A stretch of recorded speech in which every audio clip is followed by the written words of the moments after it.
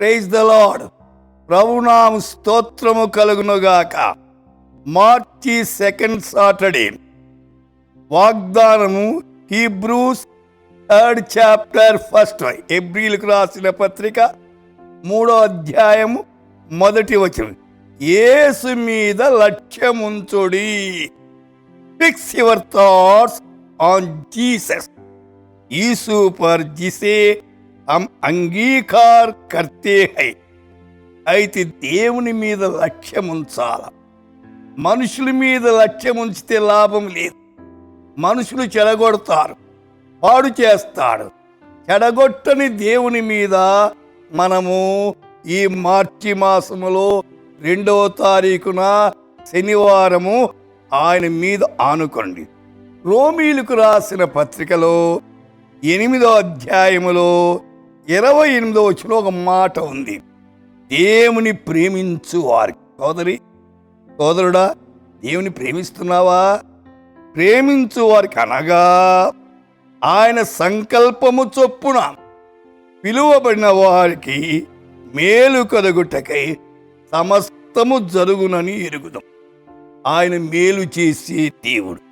ఆయన ప్రేమించండి. లోకములో అనేకమైన వాటిని ప్రేమిస్తున్నాం. ప్రభువుని ప్రేమించుట చాలా ప్రాముఖ్యమే.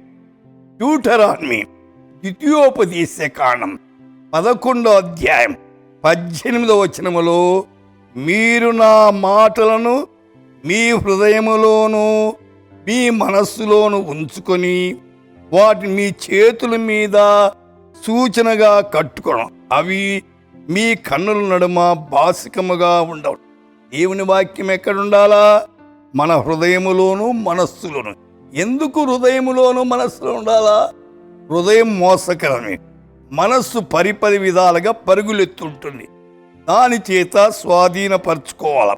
సామెతల గ్రంథం 4వ అధ్యాయం 25వ వచనం, నీ కన్నులు ఇటు అడు చూడక సరిగాను నీ కనురెప్పలు నీ ముందర సూటిగాను చూడవలెను.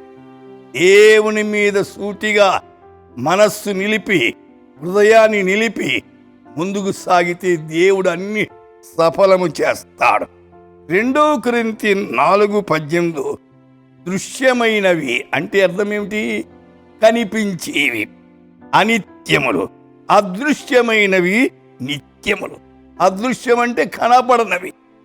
హెబ్రీ 12:2 విశ్వాసము కర్తయు దాని కొనసాగించువాడే యేసు వైపు చూచు మనం ఎదుట ఉంచున్న పందెములు ఓపిక పరిగెత్తా.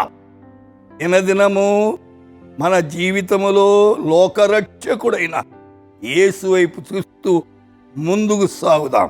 ప్రార్థిస్తాం. పరిశుద్ధుడా, మా శ్రోతలు ఈ దినమంతా మీ వైపు చూస్తూ ముందుకు సాగేదానికి వారి అక్కర్లని మీ కృపలో తీర్చమని యేసు నామమున ప్రార్థిస్తున్నాము తండ్రి. ఆమేన్.